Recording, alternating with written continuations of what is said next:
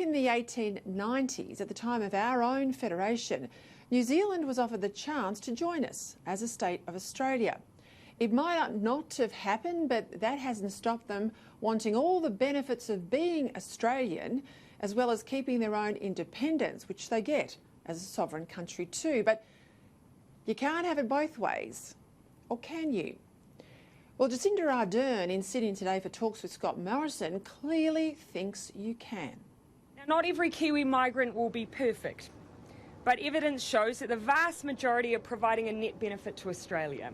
They earn more, they are more likely to be employed, and they pay more tax than their Aussie-born counterparts.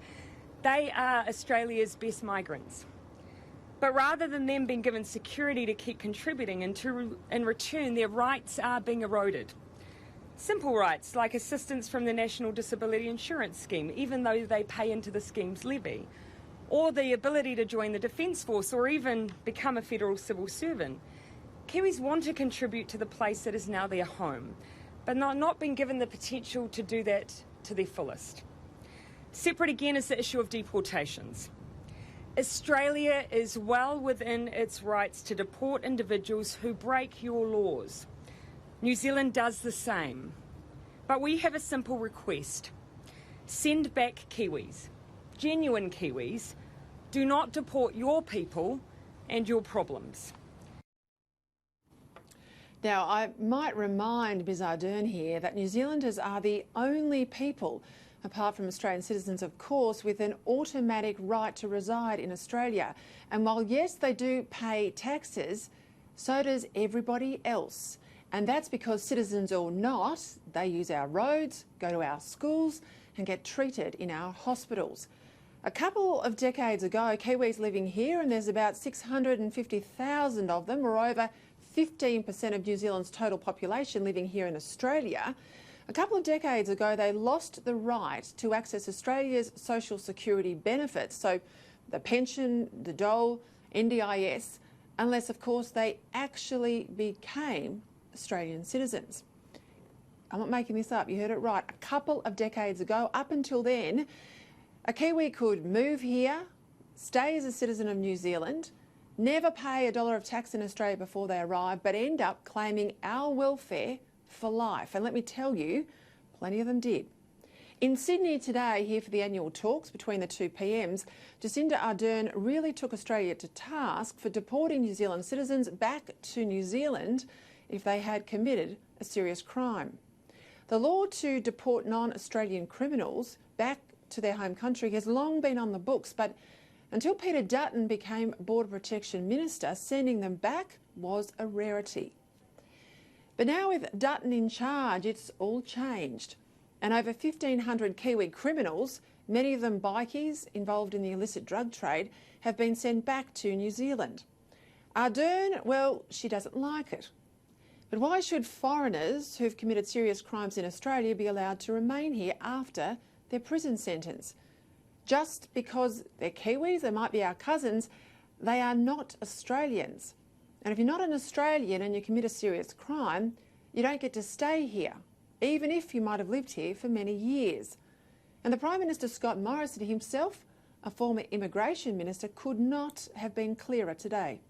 Kiwis become citizens, Indians become citizens, Chinese nationals become citizens. And when you become a citizen, well, you've joined the club, and if you violate our laws at that point, then that is on our watch, and Australia has to take care of those situations. But if you're a non-citizen, our very clear view, and our government is well known for our clear views when it comes to issues of immigration and border security, if you've committed a crime and you're not a citizen of Australia, then you have no right to stay. Now, I know it's not always easy to become a citizen of Australia, and perhaps there is a case for making it easier for people who've lived here for many years, raised a family, participated fully in our community, paid taxes, all of that, avoided trouble, make it easier for them to become Australians. But what we can't have is one law for one country, even if it's New Zealand, that's different from the law that applies to everyone else. And what we should never do is let foreign criminals remain here when they've trespassed on our goodwill and broken our laws. The fact that they have never got off their backside, these New Zealanders, to take up Australian citizenship, well, they get no sympathy from me either. Later this year, New Zealanders will have a general election, and Ardern, who may well be fated like a celebrity overseas, well, she's struggling in the polls. She is, of course, it's worth remembering, only running a minority government because she scraped into office, you'll remember, with the support of Winston Peters, leader of the populist New Zealand First Party, and who's now her Deputy Prime Minister.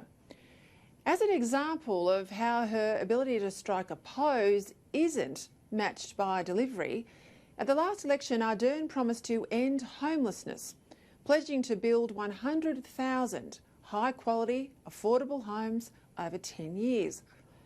But after just 47 such homes were built, she scrapped her own target and called it unrealistic. Well, you bet it was. And with 7 months to go till the election, right now she's built a grand total of 315 homes, a mere 99,685 houses short. On climate change, as we know, her hypocrisy is breathtaking. Yes, let's have a target of net zero emissions by 2050. But the sector with the biggest emissions in her country, agriculture, well, it gets carved out. Now, how credible is that? It's not. Never mind, as Graham Lloyd detailed in The Australian today, never mind that New Zealand has failed to meet its first round Kyoto targets, and it didn't even sign up to Kyoto for 2020. Look, I'm not fooled by Jacinda Ardern. I doubt you're fooled by her either. And if the polls are any true guide, neither, it would appear, are New Zealand voters.